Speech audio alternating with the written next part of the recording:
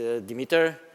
I'm a professional IT guy and an amateur racing driver, and we'll be talking about speed today and velocity. So quickly, with show of hands, who of you here has worked or works in a startup? A few people. Okay, good. We have people from startups. And who of you has worked or works for an enterprise? I would imagine a much bigger number. Okay. There were people that didn't show hands.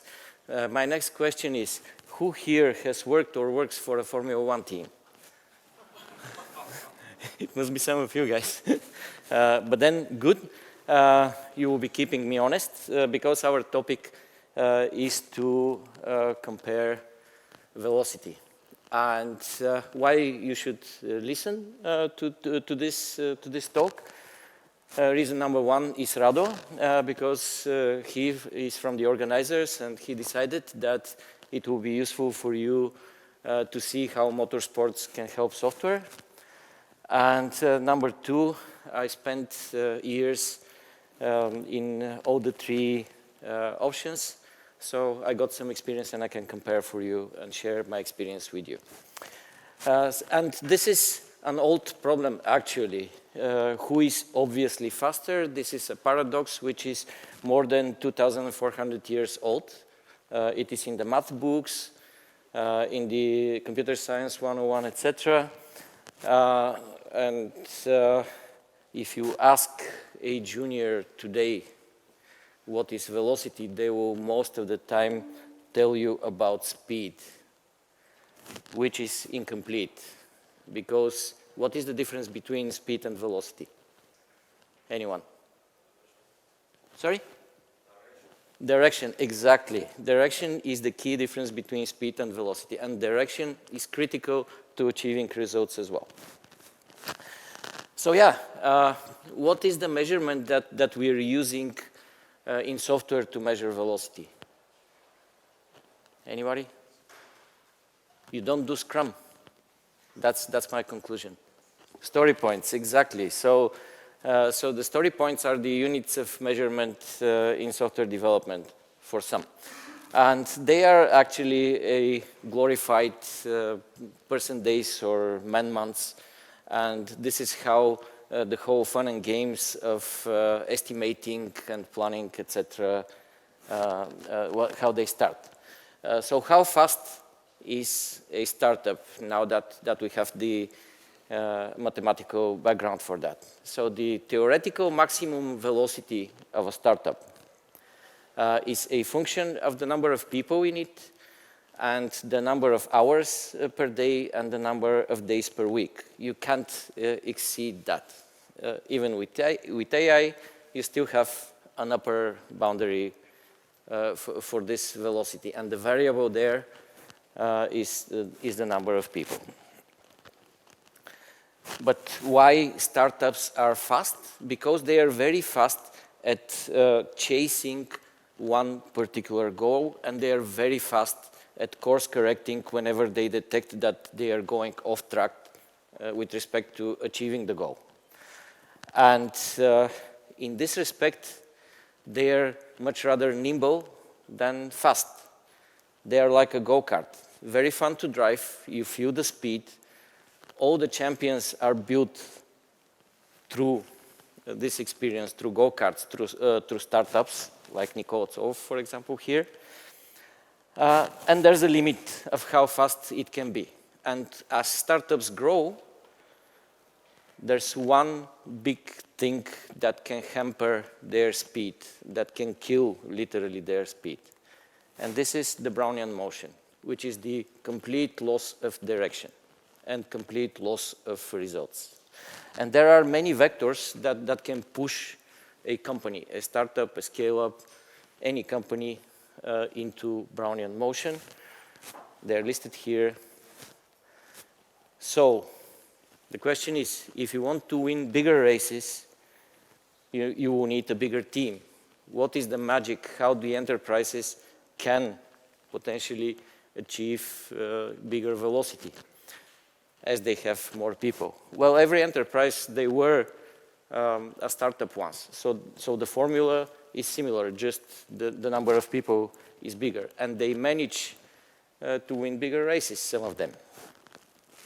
So the thing is, the secret sauce is they mastered the art of making everybody move in the same direction. The ones that are successful, they managed to master this art. And everybody will talk to you about culture, about structure, about all these sort of things. But today I want to talk to you about the thing that everybody hates. And this is the process. And why people hate process? And why I hate process? Because the process stops me from doing what I want to do right now at the moment and asks me to do what I need to do. And the best part is it does this for all my fancy colleagues as well.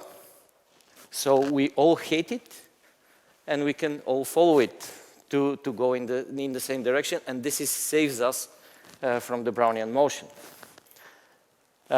So all of you who are in an enterprise and who are looking from the sides at the enterprise, why doesn't it feel that the enterprise is actually fast? Well, have you been on an airplane? Probably you have. What is an airplane? This is basically hundreds of people moving very fast in the same direction. And you can even sleep on the plane and still move fast in this direction. This is actually what happens in a lot of the corporates.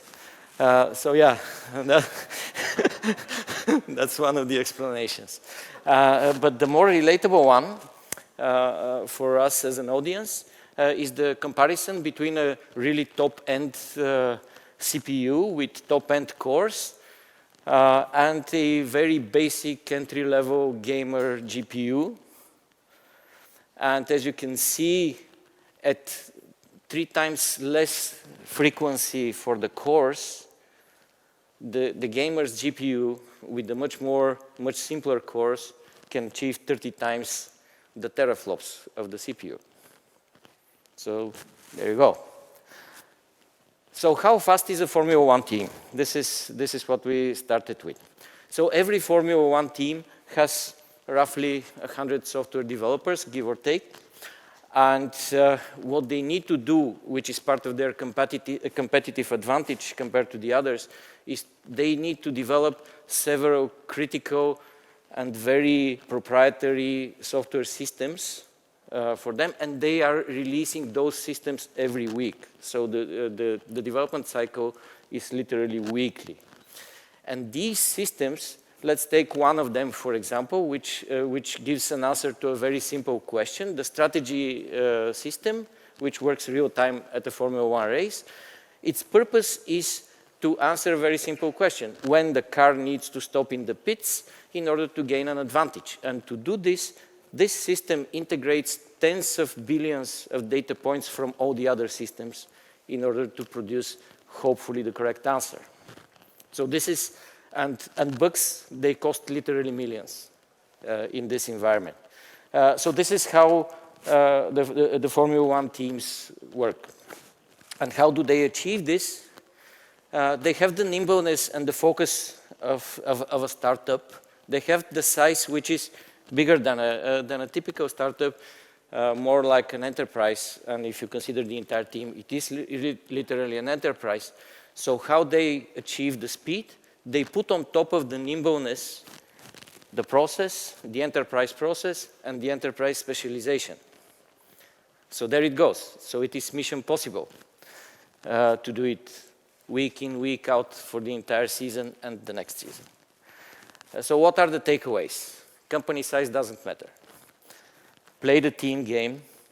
Don't crash into your teammate and follow the process. And based on that, what would be the North Star company, the best company that there can be in the software? This will be a company that promotes and grows in autonomy and personal effectiveness, but it also focuses a lot on quality, and it is implementing strict processes for everybody to minimize the Brownian motion, and it goes for timely results. And the last thing, it doesn't come from me. All the other smart things were mostly my thoughts, not AI. But the last thing comes from one of the geniuses in Formula One, from Adrian Newey. Basically, this guy says that adaptability is the key thing. And whenever reality contradicts the numbers that you have, trust the reality, which is a very smart advice with which I want to leave you with. Wish you make great software, lights out, and away we go. Thank you.